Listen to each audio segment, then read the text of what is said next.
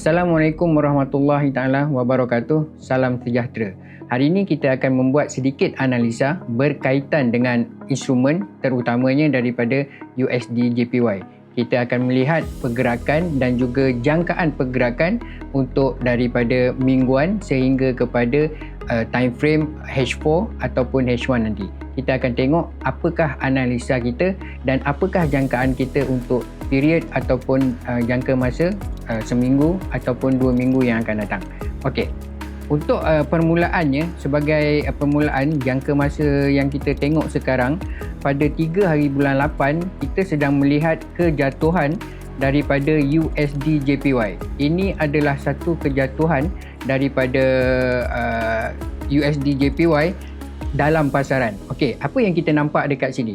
Jika kita mengikut kepada trend semasa, kita masih melihat bahawa ada kemungkinan rebound berlaku ataupun kita jangka pembalikan harga berlaku. Tetapi adakah pembalikan harga ini menunjukkan trend semasa untuk kenaikan telah pun habis? Kita akan lihat satu persatu. Okey. Ini adalah satu momentum yang berlaku daripada minggu sebelumnya terhadap pasaran. Okay, ini adalah momentum dan kita dapat melihat kejatuhan sebanyak lebih kurang 500 ke 600 pip dalam jangka masa hanya beberapa hari. Jadi apakah ini permulaan kepada penurunan USD JPY? Kita akan tengok bahagian-bahagian yang lain.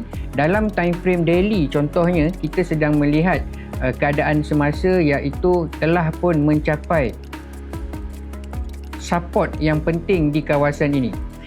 Untuk 3 hari bulan 8 ini, kedudukan JPY ataupun USD JPY ini tidak boleh close.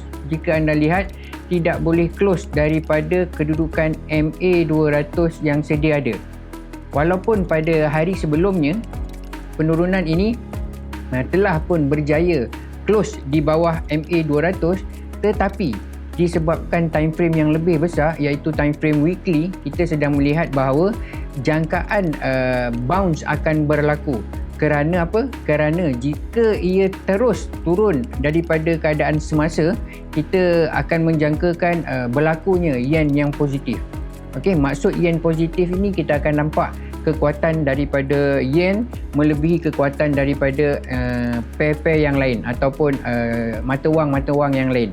Dan ini boleh menyebabkan ataupun trigger kepada kedudukan semasa indices, yang mana kita tahu sebelum ni dalam kelas-kelas kita dapat lihat bahawa jika yen ini positif, ada besar kemungkinan bahawa akan berlakunya penurunan daripada indices yang sangat laju.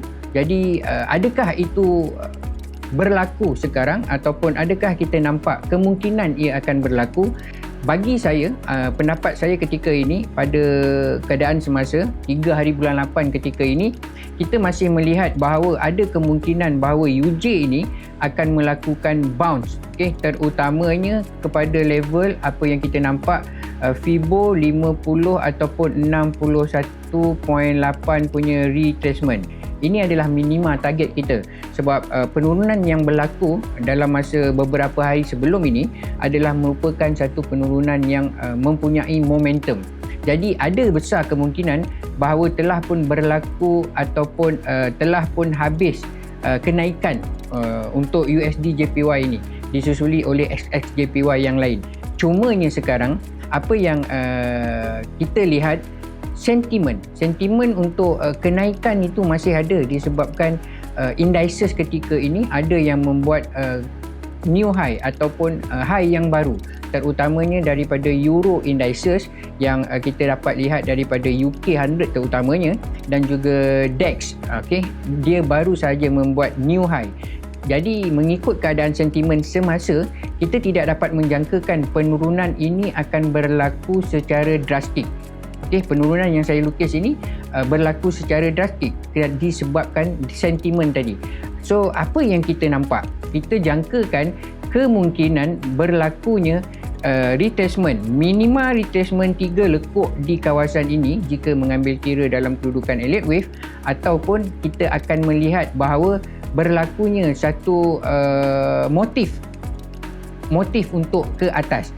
Jadi ada juga kemungkinan ketika ini USD JPY bersedia untuk melakukan lonjakan yang lebih tinggi, melainkan jika ada intervene berlaku oleh BOJ. Okey, jika intervene ini berlaku, ada kemungkinan telah pun berakhir trend semasa untuk USD JPY. Tetapi selagi ia tidak berlaku, BOJ masih tidak intervene, kita masih melihat bahawa kemungkinan dia mengikut pergerakan indices disebabkan sentimen positif itu masih tinggi. Jadi apa yang kita nak buat?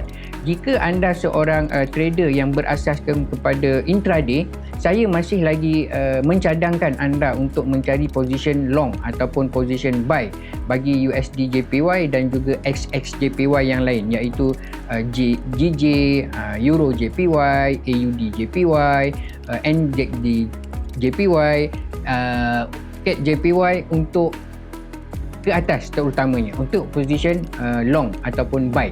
Okey, sekarang bagaimana kita nak menentukan kedudukan untuk kita buy dalam position sekarang disebabkan penurunan yang momentum tadi? Okey, kita dapat melihat bahawa dia telah pun mencapai apa yang kita nampak sebagai support yang kuat di kawasan ataupun level 156.5 sehingga kepada 156 punya kawasan. Okey, itu adalah level support yang kuat untuk daily ketika ini. Dan jika mengikut keadaan semasa, ia juga merupakan support yang sangat penting pada time frame H4 dan ke bawah.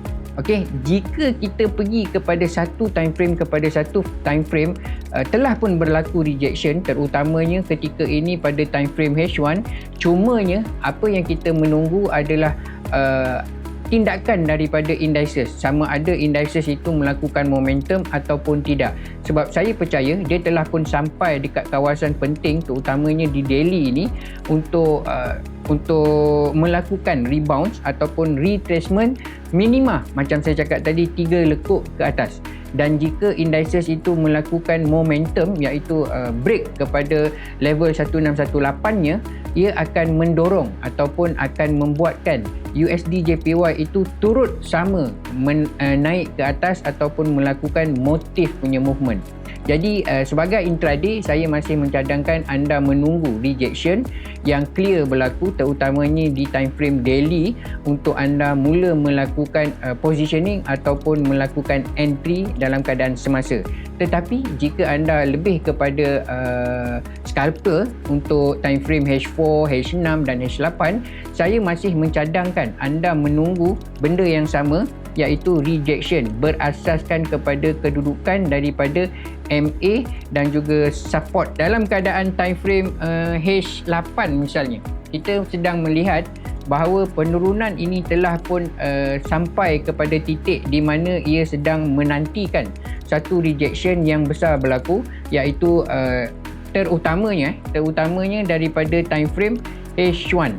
Jika anda nampak melalui sistem entry yang kita dah belajar selama ini, iaitu death candle theory, kita dapati bahawa time frame H1 ini telah pun memulakan satu rejection, tetapi belum ada satu confirmation yang solid berasaskan kepada correlation dan juga instrumen-instrumen yang lain.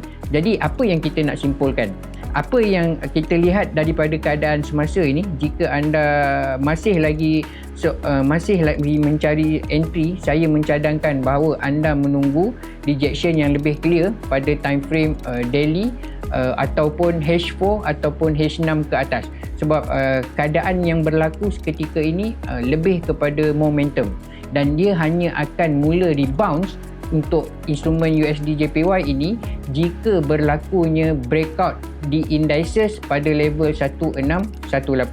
Jadi ketika ini itu sahaja yang kita boleh nampak dan sedang menanti kedudukan daripada USD JPY ini.